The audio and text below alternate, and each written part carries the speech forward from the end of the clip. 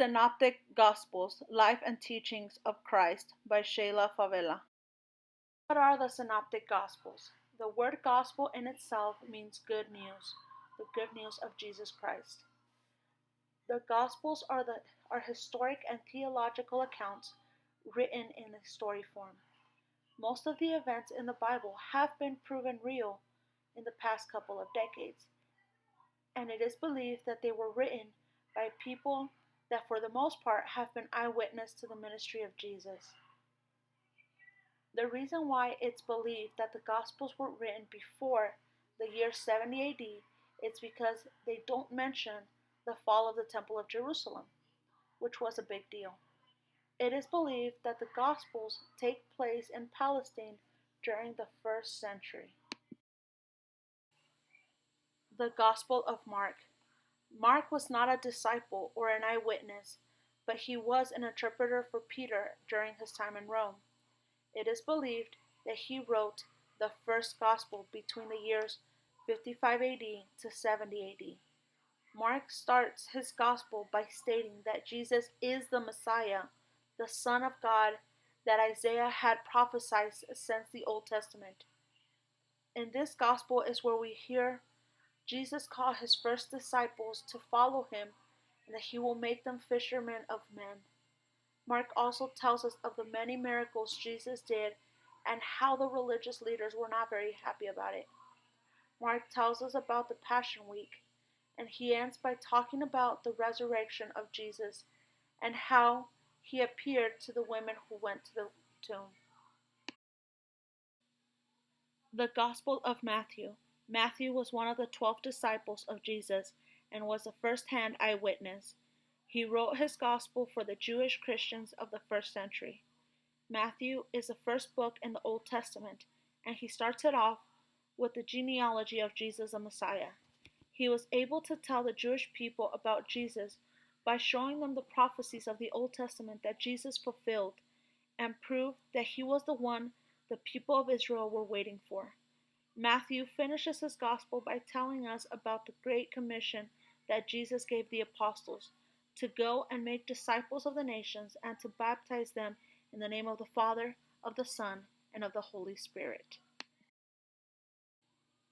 The Gospel of Luke. Luke became a follower of Jesus after the resurrection when he heard the disciples preaching. He then started following Paul and started to investigate the stories and talk to eyewitnesses to see if they were true. He starts his gospel by telling the story of John the Baptist, how an angel appeared to his father and told him his prayers had been answered and that he would have a son that would save many people by baptism in water, and he would also prepare the people for the coming of God.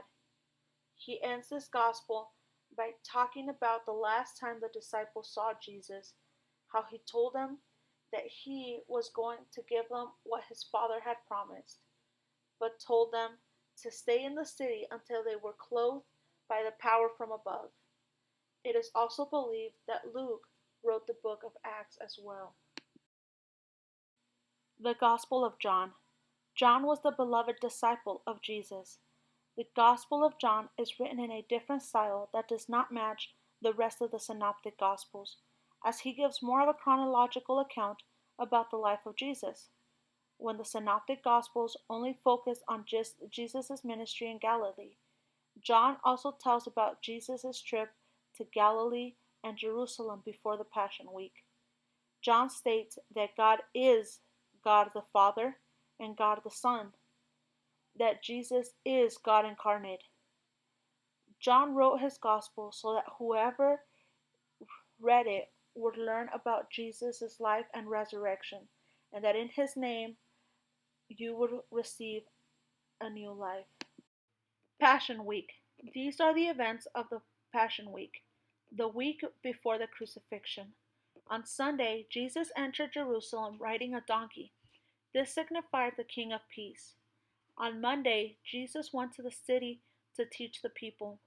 Tuesday, Jesus went to the temple and had a confrontation with the religious leaders and then destroyed the market outside of the temple. On Wednesday, Jesus went to dinner with Simon the leper and his sister Mary. This is where Mary washed Jesus' feet. Thursday, Jesus and his disciples had their last meal together. Jesus washed the feet of the disciples, and after the meal, he went to pray at the Mount of Olives. On Good Friday, Jesus was arrested and taken to Herod to be sentenced and crucified.